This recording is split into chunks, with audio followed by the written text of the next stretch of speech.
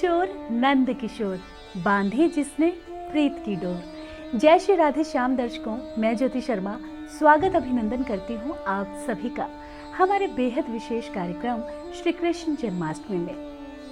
श्री कृष्ण जन्माष्टमी एक ऐसा महापर्व है जिसका भक्तों को बड़ी ही बेसब्री से इंतजार होता है। ये त्योहार न केवल भारत में अपितु पूरे विश्व में बड़े ही धूमधाम से मनाया जाता है। तो चलिए अब आप भी शामिल हो जाइए हमारे साथ हमारी इस खास पेशकश में।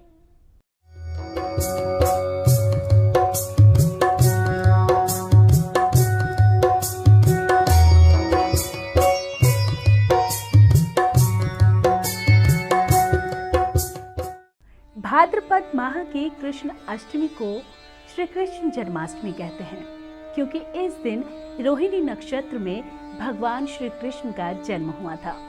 धार्मिक मान्यताओं के अनुसार मथुरा के कारागार में भगवान श्री कृष्ण का जन्म वसुदेव की पत्नी देवकी के गर्भ से हुआ था।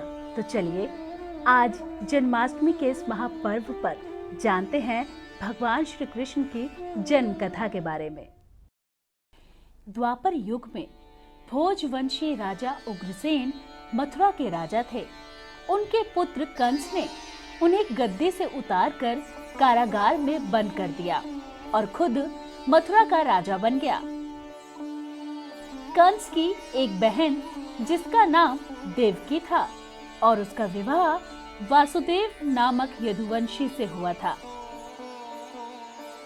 जब कंस अपनी बहन को विदा कर रहा था तब आकाशवाणी हुई, हे कंस, जिस देवकी को तू बड़े प्रेम से ले जा रहा है उसी में तेरा काल बसता है।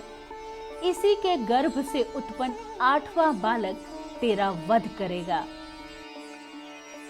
यह सुनकर कंस देवकी को मारने के लिए तैयार हुआ।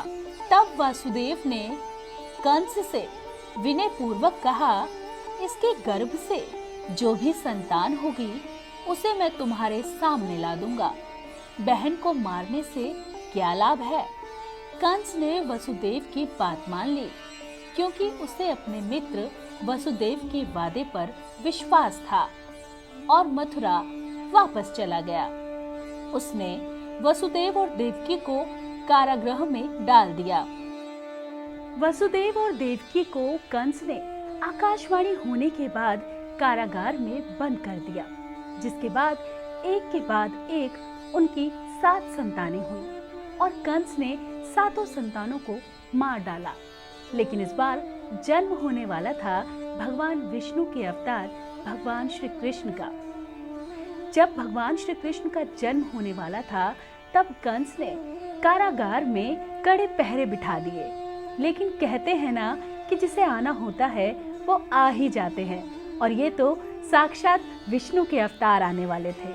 और अब जन्म हुआ भगवान श्री कृष्ण का।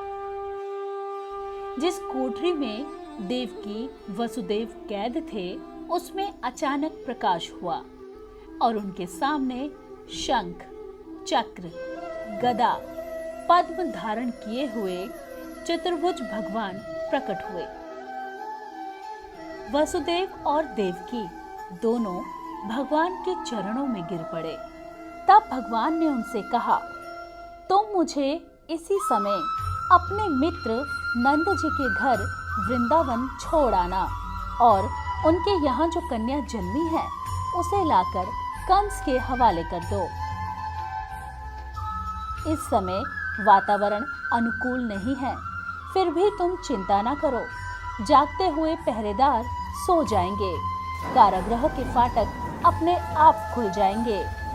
उफनती अथाह यमुना तुमको पार जाने का मार्ग देगी।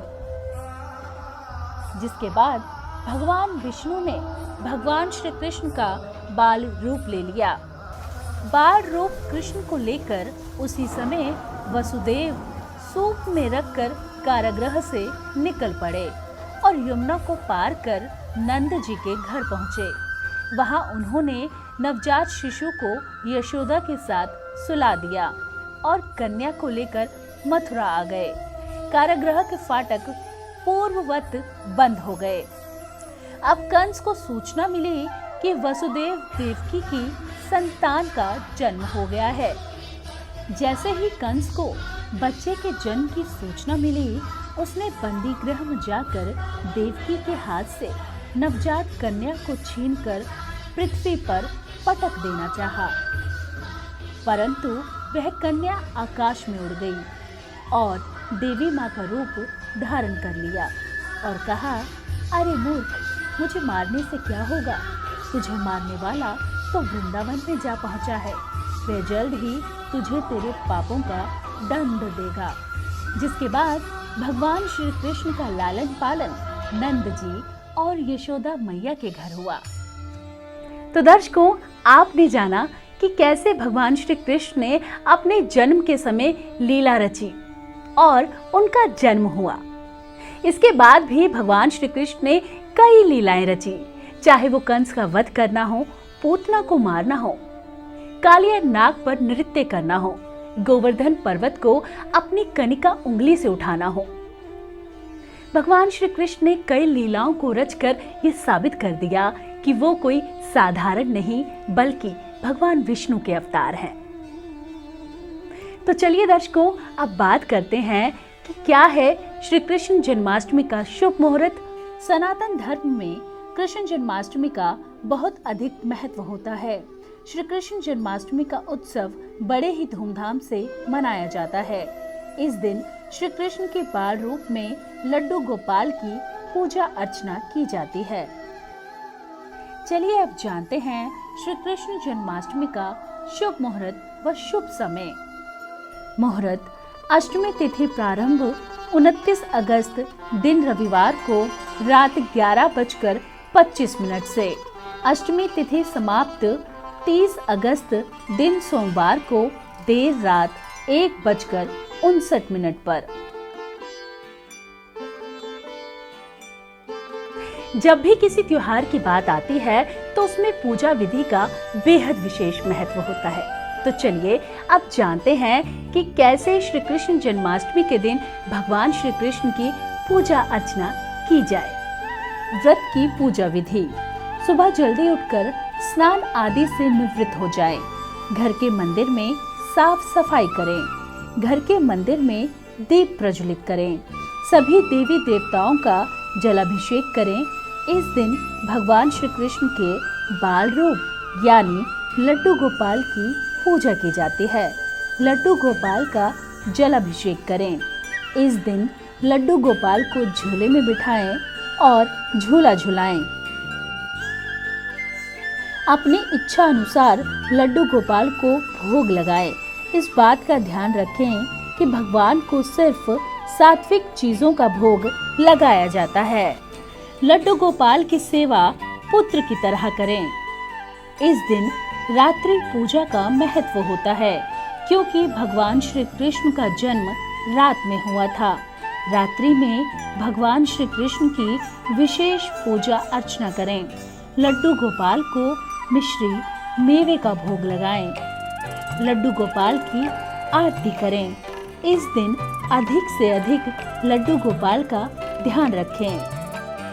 तो बिल्कुल दर्शकों, हमारे आज के इस बेहद खास कार्यक्रम में आपने जाना कि किस तरह से भगवान श्री कृष्ण का जन्म हुआ, कैसे उन्होंने अपने जीवन में ना जाने कितनी ही लीलाएं रची, क्या है श्री कृष्ण जन्माष्टमी का शुभ मुहूर्त और पूजा विधि। हमारे आज के इस कार्यक्रम में बस इतना ही। भगवान श्री कृष्ण की कृपा सदा आप सब पर बनी रहे। इसी मंगल कामना के साथ हमें दीजिए इजाजत। जय श्री राधे श्याम।